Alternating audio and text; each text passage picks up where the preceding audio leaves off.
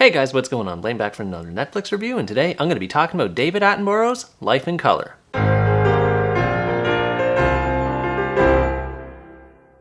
Life in Color is the latest nature documentary to be released in David Attenborough's catalog, and out of all the ones that he's made to date, this one is definitely more on the shorter side of things. There's a total of 3 episodes in the series, each of them about 50 minutes long, and they all cover different topics that relate back to the central theme of color.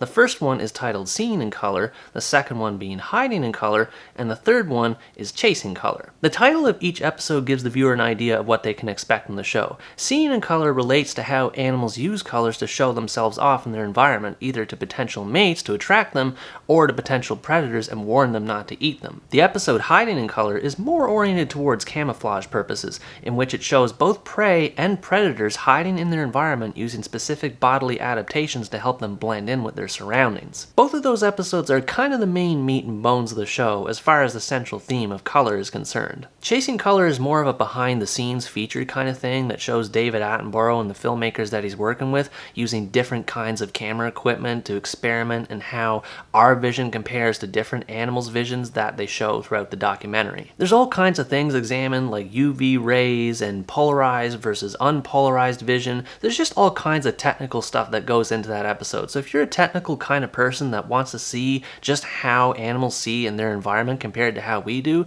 that episode is definitely worth checking out. Honestly, the other 2 episodes of the show do a pretty good job at replicating those animals' vision, but I feel that the third one in particular does an amazing job just explaining the overall science behind it. I find it kind of difficult to rate a nature documentary because there's not much to say in terms of what's good or bad. You either love nature documentaries or you don't. To be fair though, David Attenborough is just a cut above the rest. I don't know what it is about him, but he just has so much knowledge about the natural world, and the way that he presents his documentaries is unlike any other documentary you could see in this genre. Anyone who's seen a David Attenborough documentary before knows exactly what I'm talking about, and they know exactly what to expect from him in Life in Color. The vast majority of this documentary's presentation is more or less what you expect. David Attenborough does an amazing job narrating over the different kinds of environments that are featured throughout the documentary, ranging from deserts to oceans and from jungles to mountains. And in each of these environments that are featured in the documentary, it shows all kinds of animals ranging from mammals to fish and from reptiles to birds, using the element of color to attract mates, avoid being eaten by predators, and just all kinds of other amazing things that you simply have to experience in this documentary. A trend that I've noticed lately in nature documentaries is how they'll feature a well-known fact that's associated with an animal that we know, like a peacock for example, and how it uses its feathers to attract a mate, but then it'll also explore a little-known fact that we never thought about until it's explored about, which is the case many times over in Life in Color. Going back to the peacock example in this regard, I was actually surprised to learn just how heavy their tail feathers can be and how it greatly limits their mobility and their ability to fly. I don't know why it surprised me so much when David revealed that fact. It seems like common sense now, but at the time I just never really thought about it. There are many kinds of animals that are explored throughout the show, all of them using the element of color to hide in their surroundings, attract mates, and intimidate would-be predators. There's simply too many animals to talk about in this particular video today, but I'll go over some of them that were my personal favorite while watching this show. The Bird of Paradise section was by far my favorite part of this documentary. I don't remember the name of that particular Bird of Paradise because there's so many species of that bird to begin with, but they actually filmed this Bird of Paradise doing a mating ritual in a never-before-seen kind of situation. At least that's what was explained in the documentary. I just loved how many unique patterns that particular bird was doing,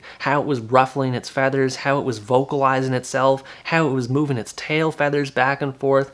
That was such a treat to watch. I also loved learning about zebras and how they use the stripes on their bodies to basically daze predators from far away and get them to lose focus on them, which gives them a greater chance at running away from their predators and staying safe from them. Here and there throughout the documentary, David Attenborough appears in the actual environment that these animals are in to give more information and insight on the behaviors relating to their color. And one section that made me nervous in this regard was the poison dart frog section, which was a great part of the documentary. I had no idea that there were so many poison dart frogs that were literally the same species but just different colors depending on what part of the island they were living on. And the reason why I say I'm nervous is because David Attenborough actually comes face to face with a poison dart frog and even goes so far as to point at it a couple times. I'm like, dude, why are you so close to that thing? It will literally kill you. That whole thing aside, there really is nobody else out there like David Attenborough. The fact that he's still able to do these kinds of documentaries and travel all over the world in his mid-90s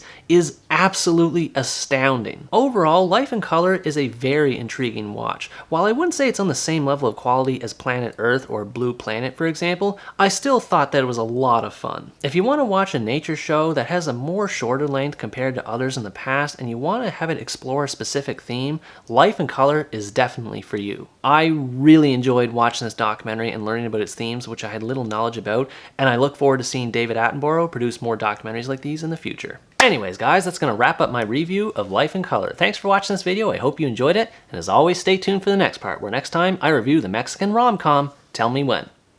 Bye-bye.